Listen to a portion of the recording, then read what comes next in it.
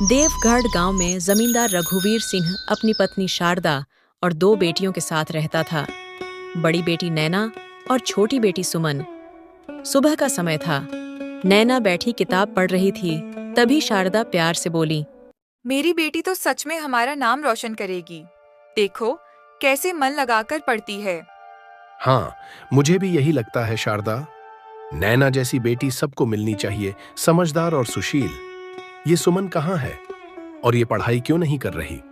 अरे वो रसोई में खाना बना रही है।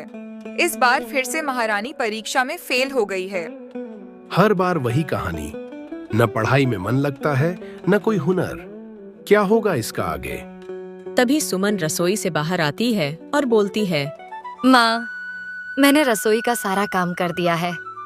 क्या मैं भी अब पढ़ने के लिए बैठ जाऊं? अरे पढ़कर क्या कर लोगी? जितनी बार बैठी हो उतनी बार फेल ही तो हुई हो। माँ, पिताजी, इस बार मैं पूरी कोशिश करूंगी और परीक्षा में अच्छे अंक लाऊंगी। रघुवीर सिंह का चेहरा सख्त हो गया। उनकी आवाज में गुस्सा और अपमान का बोझ था। कोशिश करने से कुछ नहीं होता। तुम्हारी हर बार परीक्षा में फेल होने की वजह से हमें सबके सामने बहुत बेइज्जती का सामना करना पड़ता है। अगर इस बार फिर से तुम फेल हुई तो हम तुम्हें घर से बाहर निकाल देंगे। ये शब्द सुमन के दिल में किसी चोट की तरह उतर गए। उसके पैरों तले जमीन खिसक गई। अगले दिन दोपहर का समय था। नैना और सुमन साथ साथ घर की ओर लौट रही थीं। रास्ते के मोड़ पर गांव की कुछ औरतें पानी भरते हुए आपस में बातें कर रही थीं।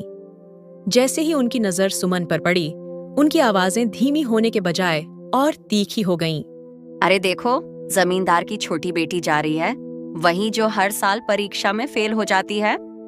बेचारी, पढ़ाई इसके बस की नहीं। आखिर कब तक घर में बोझ बनी रहेगी? सुमन के कदम अपने आप धीमे पड़ गए। उसका सिर झुक गया, आंखें भर आईं। उन औरतों के शब्द सुमन के दिल में कांटों की तरह चुभते रहे। दीदी, लोग मेरे बारे में ऐसा क्यों कहते हैं?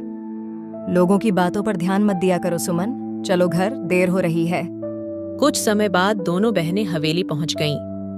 दरवाजे के भीतर कदम रखते ही सुमन ने राहत की सांस लेने की कोशिश की, पर यह राहत ज्यादा देर टिक नहीं पाई। आ गई तुम दोनों? नैना, तू जाकर हाथ मुंह धो ले और फिर खाना खा लेना। और तू पहले रसोई में जाकर सब्जी काट, फिर आंगन में झाड़ू लगाना है। माँ, मैं विद्यालय से अभी आई हूँ। थोड़ा आराम करने दो, फिर सारा काम कर दूंगी। आराम? पढ़ाई तो होती नहीं, अब काम से भी जी चुरा रही है। अरे पढ़ाई ना सही, काम करना तो अच्छे से सीख ले, वरना ससुराल में भी क्या अपने माँ बाप की नाक कटवाएगी? जी माँ, अभी करती हूँ। शाम ढल चुकी थी। थोड़ी ही देर में रघुवीर बाजार से लौट आए। उनके हाथ में कपड़ों से भरे थैले थे। आ गए आप? इतनी देर हो गई, क्या लाए हैं बाजार से? दोनों बेटियों के लिए सर्दी के कपड़े लाया हूँ। ठंड बढ़ रही है। नैना और सुमन वहीं पास में खड़ी थीं। नैना के चेहरे पर हल्की उत्सुकता थी। सुमन बस चुपचाप सब देख रही थी, बिना कोई उम्मीद जताए। थोड़ी देर बाद रघुवीर अंदर चला गया। उसके जाते ही शारदा का चेहरा खिल उठा। लो नैना, ये तुम्हारे लिए है। धन्यवाद माँ। माँ, मेरे लिए क्या लाए हैं पिताजी? तुम्हारे लिए अभी कुछ नहीं है। पर माँ, पिताजी ने तो कहा था दोनों के लिए लाए हैं। हाँ, कहा था, लेकिन तुम्हें अब कुछ भी तभी मिलेगा जब तुम परीक्षा में पास हो जाओगी। बिना नतीजे के कुछ नहीं मिलेगा। हर बार फेल होकर इनाम की उम्मीद मत रखा करो। तभी नैना एक कदम आगे बढ़ी और बोली, माँ, आप सुमन के साथ हमेशा ऐसा व्यवहार क्यों करती हैं? वो भी तो कोशिश कर रही है और ठंड तो सबको लगती है। नैना, तुम बीच में मत बोलो। तुम्हें पढ़ाई पर ध्यान देना है, इन सब बातों पर नहीं। नैना चुप हो गई, पर चेहरे से खुशी गायब हो चुकी थी। सुमन की आंखें भर आईं। उसने बिना कुछ कहे सिर झुका लिया। रात गहराती जा रही थी। हवेली में सन्नाटा पसरा हुआ था। सब सो चुके थे। सुमन चुपचाप फर्श पर बैठी अपनी किताब खोलने की कोशिश कर रही थी। तभी नैना अंदर आती है और बोलती है, अरे सुमन, तू अभी तक जाग रही है? नींद नहीं आ रही थी दीदी, सोचा थोड़ा पढ़ ही लूं। आज जो हुआ, माँ का वो व्यवहार मुझे अच्छा नहीं लगा। मैं जानती हूँ तू कोशिश करती है, बस हालात तेरे खिलाफ हैं। दीदी, कभी कभी लगता है कि मैं इस घर में बस बोझ हूँ। ना रंग अच्छा है, ना पढ़ाई में तेज। फिर भी मैं बस एक मौका चाहती हूँ। खुद को कम मत समझ, हर किसी की रफ्तार अलग होती है और याद रख, मेहनत कभी बेकार नहीं जाती। अगर इस बार भी मैं पास नहीं हुई तो माँ ने जो कहा है वो सच कर देंगी। सुमन की आंखों में उदासी थी। किताब हाथ में होते हुए भी उसका मन पढ़ाई में नहीं, आने वाले डर में उलझा था। अगले दिन नैना और सुमन विद्यालय के लिए निकल जाती हैं और रघुवीर भी अपने काम के लिए निकल जाता है। तभी शारदा के घर गांव की कुछ औरतें आई हुई थीं। एक औरत मुस्कुराते हुए बोली, शारदा, नैना तो सच में होनहार है, पढ़ाई में भी आगे और स्वभाव भी कितना अच्छा है। हाँ, बड़ी है ना, जिम्मेदारी समझती है। पर सुमन का क्या? वो तो हर वक्त चुप चुप सी रहती है। लगता ही नहीं कि दोनों बहनें हैं। एक ही घर में पलकर भी कितना फर्क निकल आता है। औरतों की बातें सुनते सुनते शारदा का चेहरा बदलने लगा। उसे लगने लगा जैसे सुमन ही उसकी शर्मिंदगी की वजह हो। वो बाहर से शांत दिख रही थी, मगर भीतर ही भीतर उसका गुस्सा बढ़ता जा रहा था। मैं भी यही कहती हूँ। नैना ने तो कभी मुझे शिकायत का मौका ही नहीं दिया, पर सुमन, उसे समझ ही नहीं आता कि जिंदगी मजाक नहीं है। कुछ दिनों बाद परीक्षा का परिणाम आ गया। नैना पास हो गई थी, अच्छे अंकों के साथ। वहीं बदकिस्मती से सुमन असफल रह गई।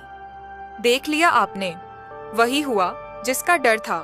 कितनी बार समझाया इसे, मगर इसने कभी मेहनत की ही नहीं। सुमन, ये घर कोई खेलने की जगह नहीं है। एक ही छत के नीचे रहकर भी अपनी बहन से कुछ नहीं सीखा तुमने। पिताजी, मैंने सच में कोशिश किया था इस बार। कोशिश? नाकाम लोग हमेशा यही बहाना देते हैं। आज गांव भर में मेरी नाक कटवा दी तुमने। माँ, इस बार सुमन को माफ कर दो, अगली बार जरूर कोशिश करेगी।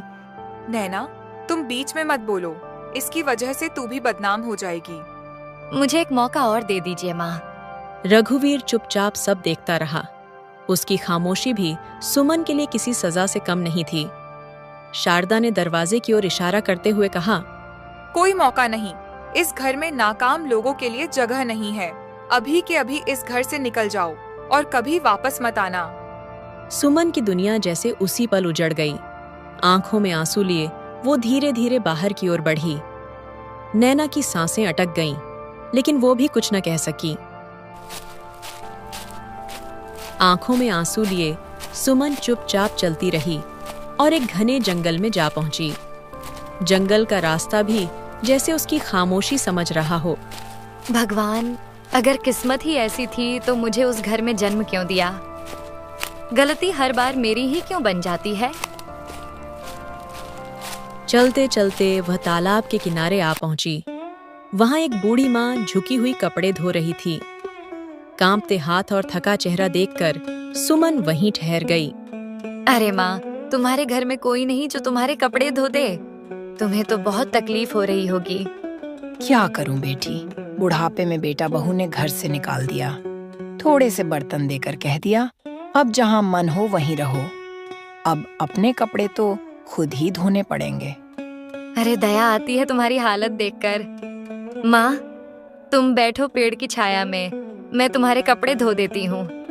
रहने दे बेटी, ठंड लग जाएगी तुझे, मैं खुद ही कर लूंगी।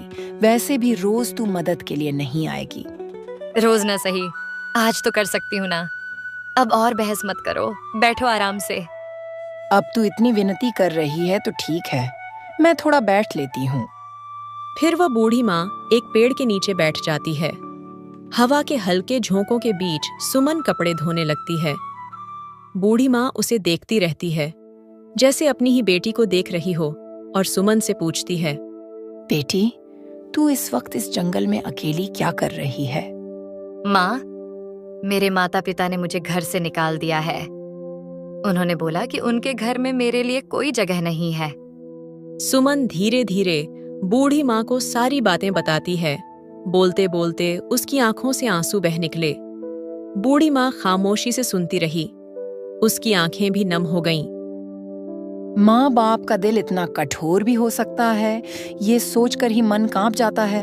मेरे साथ चलो बेटी, जब तक रास्ता न मिले मेरा घर ही तुम्हारा घर समझना।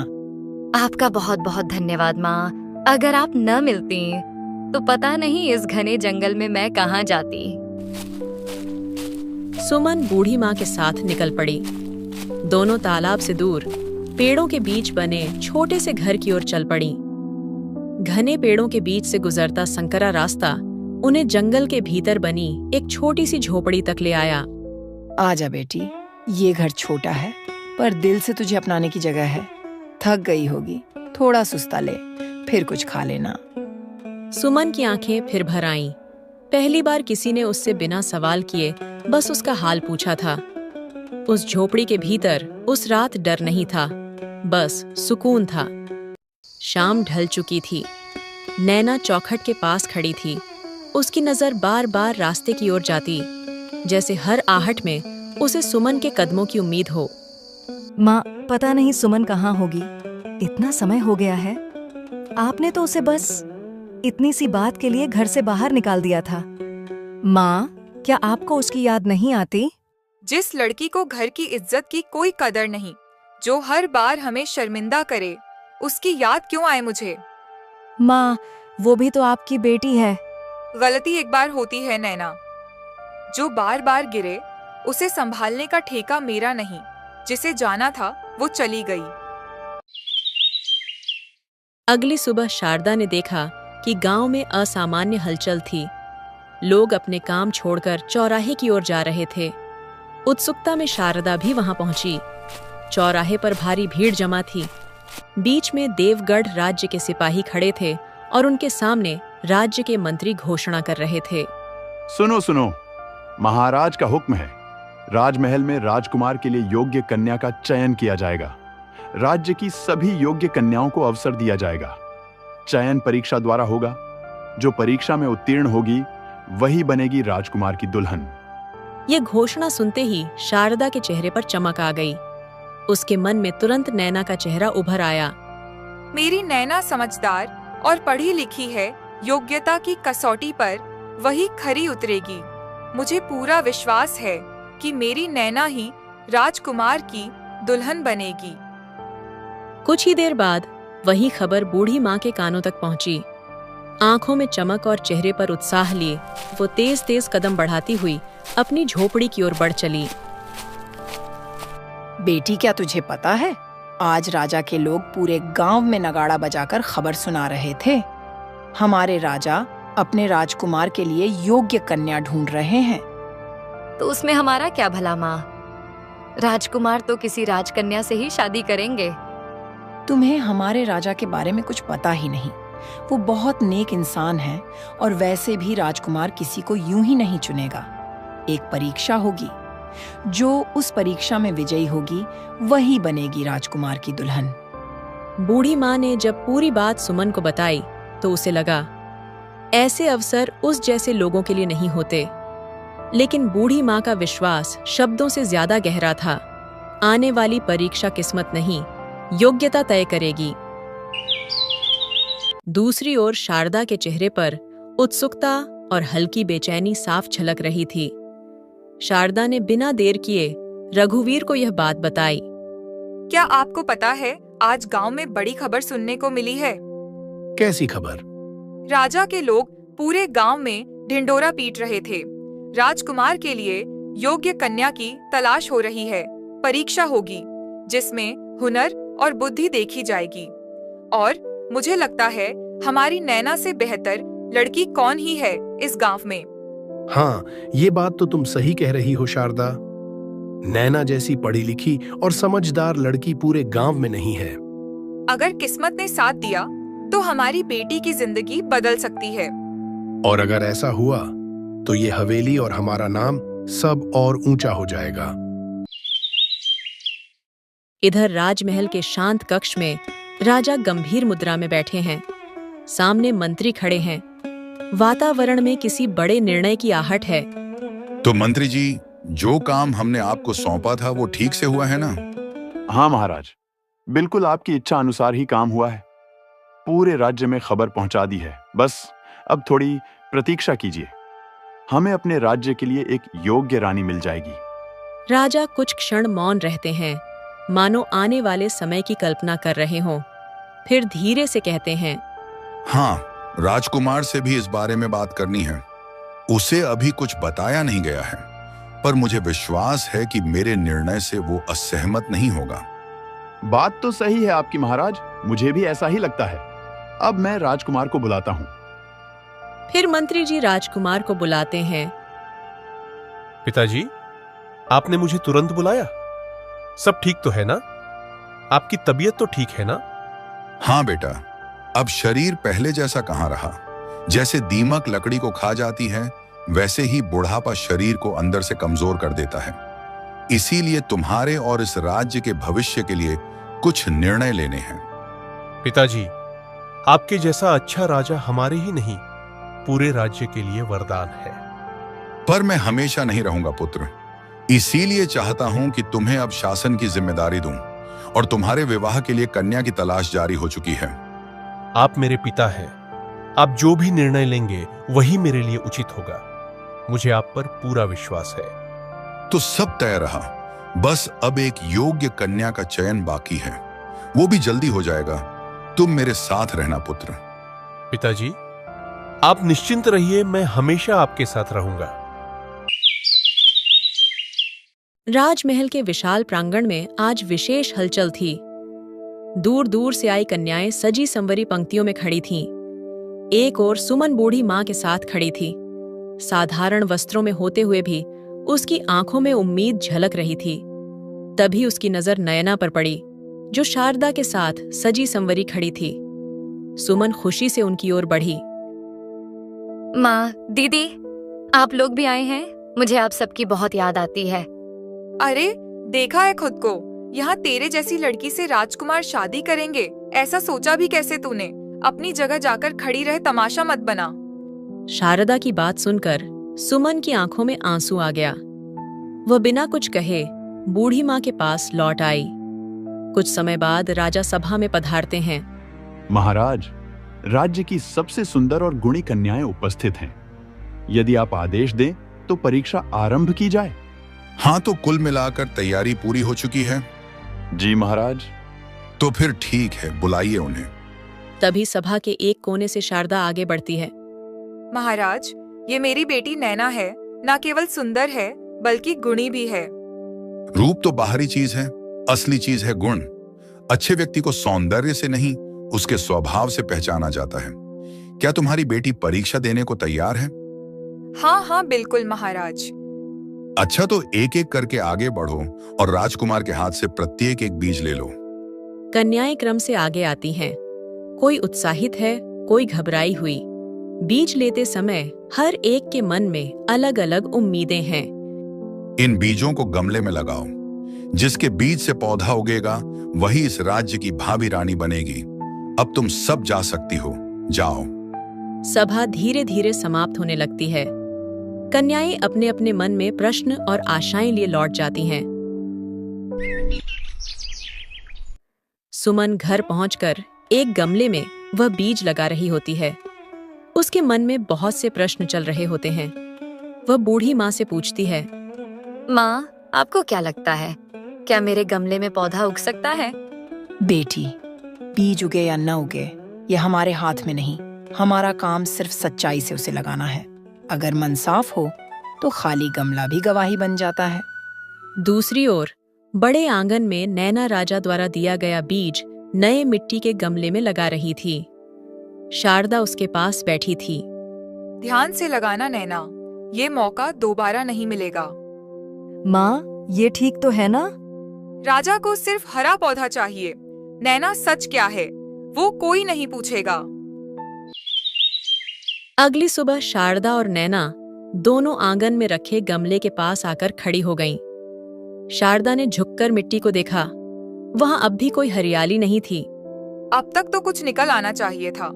ये बीज कहीं बेकार तो नहीं? माँ, हमने कल ही तो बीज लगाया है, थोड़ा समय तो देना पड़ेगा। शारदा ने गहरी सांस ली। वह कुछ कहे बिना भीतर चली गई, पर उसका मन अशांत था। रात गहरी हुई। घर में सब सो चुके थे। शारदा धीरे धीरे बाहर निकली। उसके हाथ में एक छोटा गुलाब का पौधा था। वह चारों ओर देखकर गमले के पास बैठ गई।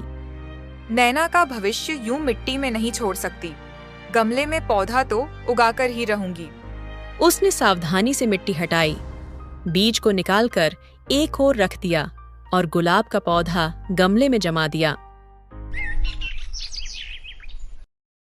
इधर सुमन सुबह सुबह अपने गमले के पास आकर बैठ गई। मिट्टी वैसी ही थी, न कोई अंकुर न कोई हरियाली। देखो माँ, मेरी किस्मत इतनी रूखी है कि इस बीज से भी कुछ नहीं निकला। बेटी, किस्मत को इतना दोष मत दे। अभी कुछ दिन बचे हैं, इंतजार करते हैं, पौधा निकल जाएगा। अगर सबके गमलों में पौधे उगाए और मेरे में नहीं, तो मैं क्या कहूंगी? तू सच लेकर जाएगी सुमन। कभी कभी सच सबसे पहले अकेला ही खड़ा होता है। अगली सुबह राज दरबार में सभी कन्याएं अपने अपने गमलों के साथ खड़ी थीं। अधिकतर गमलों में हरे भरे पौधे लहलहा रहे थे। माता पिता गर्व से उनके पीछे खड़े थे। नैना आगे की पंक्ति में थी। उसके गमले में गुलाब का स्वस्थ पौधा था। शारदा का चेहरा खुशी से चमक रहा था। दरबार के एक किनारे सुमन खड़ी थी। उसके गमले में मिट्टी सूनी पड़ी थी। वह सिर झुकाए खामोश खड़ी रही। सुमन का गमला देखते ही शारदा हंस पड़ी। अरे, तेरे गमले में तो कुछ निकला ही नहीं। कितनी शर्म की बात है। चली जा यहाँ से। अगर राजा को पता चला कि तू मेरी बेटी है तो सबके सामने मेरी बेइज्जती होगी। सुमन ने कुछ नहीं कहा और गमले को कसकर पकड़ लिया। उसकी आंखें नम थीं, लेकिन वह अपनी जगह से हिली नहीं। कुछ ही पलों में राजा सिंहासन पर विराजमान हो गए। दरबार में सन्नाटा छा गया। तो बताओ, तुम्हारे बीजों में से किसके बीज से पौधा निकला? महाराज, कृपा करके इधर देखिए। मेरी बेटी के गमले में कितना सुंदर गुलाब खिला है। इसे देखकर ही पता चलता है कि संस्कार और मेहनत कैसी होती है। हाँ महाराज, पूरे गांव में मेरी बेटी नैना जैसा गुण और रूप किसी में नहीं। यह फूल उसी की मेहनत का फल है। तभी राजकुमार राजेश ने शांत दृष्टि से सुमन की ओर देखा और बोला, सुमन, तुम्हारे बीज से कोई पौधा नहीं होगा? नहीं राजकुमार, मेरे बीज से तो कोई अंकुर ही नहीं निकला। एक पल का सन्नाटा छा गया। तभी राजा का स्वर अचानक कठोर हो उठा। तुम सब झूठ बोल रही हो। तुम में से कोई भी राजकुमार से विवाह योग्य नहीं है। दरबार में उपस्थित सभी चौंक उठे। सब एक दूसरे का मुंह देखने लगे। शारदा का चेहरा पीला पड़ गया। क्योंकि मैंने तुम सबको खराब बीज दिए थे। तो बताओ, खराब बीज से पौधे कैसे उग सकते हैं? तुम सभी अपने अहंकार और लालच में इतनी अंधी हो गईं कि तुम भूल गईं कि यह परीक्षा पौधे उगाने की नहीं थी, ईमानदारी की थी। और सुमन ही वो सच्ची और विनम्र कन्या है जिसे ना रूप का घमंड है, न संपत्ति का लोभ। वही मेरी पत्नी और इस राज्य की रानी बनने के योग्य है। यह सुनते ही शारदा सन्न रह गई। वह चालाकी से आगे आई और बोली, महाराज, सुमन भी मेरी ही बेटी है। ये क्या कह रही हो तुम? सुमन, क्या ये सच है? महाराज, ये सच कह रही है। मुझे सुमन जंगल में मिली थी, उपेक्षित, टूटी हुई, लेकिन ईमानदार। बूढ़ी माँ ने सारी कथा राजा को सुना दी। कैसे सुमन को घर से निकाला गया, कैसे उसने सच का साथ नहीं छोड़ा। राजा का क्रोध शारदा और रघुवीर पर टूट पड़ा। जिस बेटी ने तुम्हारी लाज रखी, उसी को तुमने अपमानित किया। ऐसे माता पिता दंड के पात्र हैं, सम्मान के नहीं। राजा के कठोर शब्दों के बाद शारदा और रघुवीर की निगाहें भरे दरबार में शर्म से झुक गईं। जिस बेटी को उन्होंने हमेशा तुच्छ समझा था, वही आज सबके सामने सम्मान पा रही थी। शारदा के चेहरे से घमंड मिट चुका था। उसकी आंखें नम थीं। महाराज, हमें माफ कर दीजिए। मुझसे नहीं, तुम दोनों को सुमन से माफी मांगनी चाहिए। सुमन, हमें माफ कर दे। हमने तुझे कभी कुछ समझा ही नहीं। अब मुझे अपनी गलती का एहसास हो गया है। बेटी, हमने अन्याय किया। आज समझ आया कि असली मूल्य क्या होता है। मैंने कभी आपसे कुछ नहीं मांगा। आज भी बस यही चाहती हूँ कि आपके मन में मेरे लिए कड़वाहट न रहे। मैं तेरे लिए बहुत खुश हूँ सुमन। तू सच में यह सब पाने की हकदार थी। दिल से चाहती थी कि इस परीक्षा में तू ही सफल हो।